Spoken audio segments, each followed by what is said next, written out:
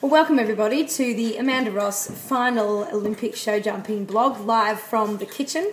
Again, sorry, I would have loved to bring you some fantastic horsey views from outside, but outside right now there is some form of hurricane. Every 20 minutes there is an incredible amount of hail coming down, so I'm still in personal training gear, which includes a human doona, and I think that could stay that way just for a little bit longer. Anyway, last night's show jumping, edge of seat stuff, and I think really produced a true Olympic champion.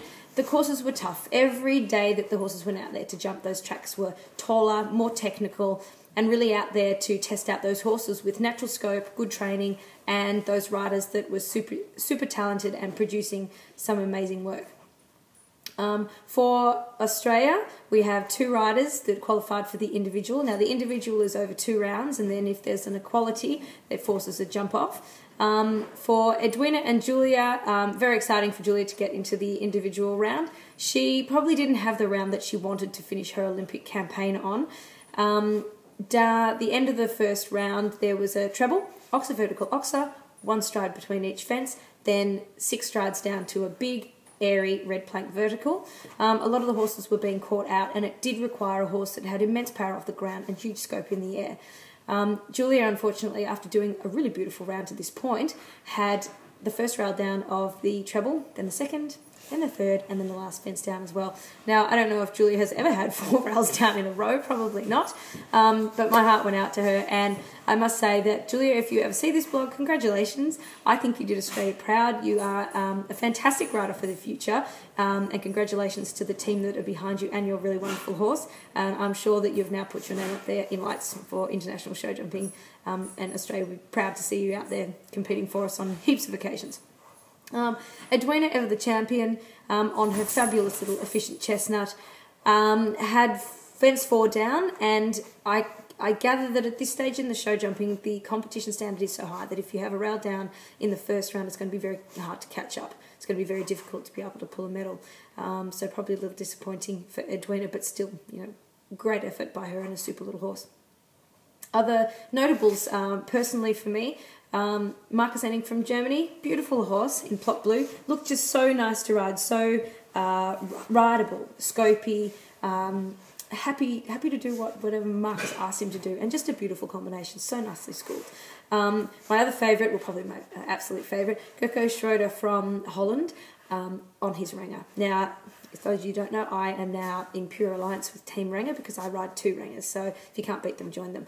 So London, Gerco's horse, for me was a favourite. Now, I did mention before in a couple of the articles I'd written about the show jumping and the eventers that the orange coats worn by the Dutch, I thought, really should have been given a yellow card for inappropriate colour and brightness in the wrong area. It's okay if you're holding a traffic sign or you need to be seen in the dark with reflective things, but I thought, it's yellow cards for you. Now, Gerco turned up in the show jumping with an orange coat riding an orange horse, which usually we would award double yellow card to. However, being on Team Ringer and seeing the beautiful job both he and his horse have done, I've decided that they will get a hall pass from both of their yellow cards and will be able to wear their orange coat on his orange horse with pride. Now, in first round, we have 6 clears. So then there is a short Twinings and scone break, and the course is totally changed. No water tray this time, but still curving lines and also some tight combinations. So very exciting. Unfortunately, in the second round, Edwina did have 8 faults, which would be disappointing for her. She did mention that she felt that there wasn't enough time for the horses to recover between the 2 rounds, and I think particularly when she's riding a 16-year-old horse, trying to manage these athletes so that they can jump at their best is more difficult than if you're riding a younger horse. But I suppose also that is the name of competition, and it is always very difficult when you have a champion that's becoming older to keep him being the champion he is. But still, congratulations to her, and super round, and I'm sure she'll be out there with another fabulous champion for us at the next Olympics.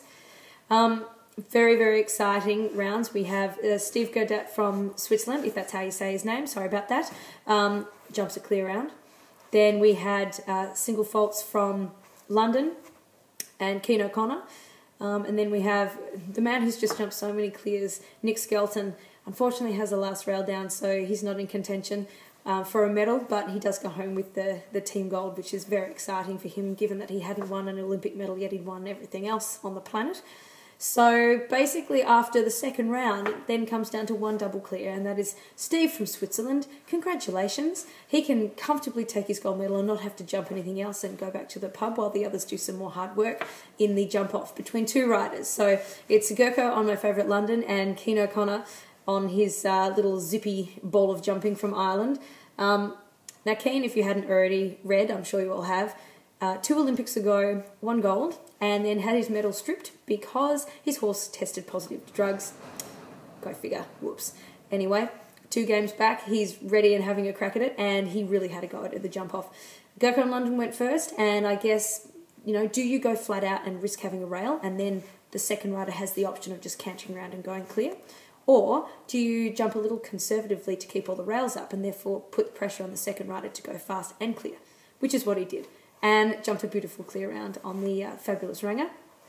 So Cian O'Connor really, you know, what did he need to do? He needed to get in there and give it a crack, and he really did. Jumped a super round, was going super quick, and unfortunately just pulled the last rail off. But the nicest part about it was that he cantered through the finish flags with a massive smile on his face, as if to say, you know what, at least I can die knowing that I've given everything that I had. You know, I may as well got a bronze medal, but I tried my butt off, and that's good enough. So, super exciting night's show jumping. I must say I totally enjoyed watching it. It was a pleasure to be able to watch such beautiful horses ridden beautifully, and I guess it just show you when there's, you know, few and far clear rounds between that Olympic show jumping is just incredibly difficult, and it takes a super special combination to be able to end up with a gold medal hanging around their neck. So, you know, well done to our Australian team. You guys are only getting better all the time, and it's a pleasure to watch you all. And to everybody else at home, I hope that you guys have really enjoyed the EQ Life blog coverage of all of the equestrian events. And you know what? We'll actually be able to go and view some non-horsey things and see what these other people do in their other sports. So until next time, guys, enjoy, and I will see you around. Bye.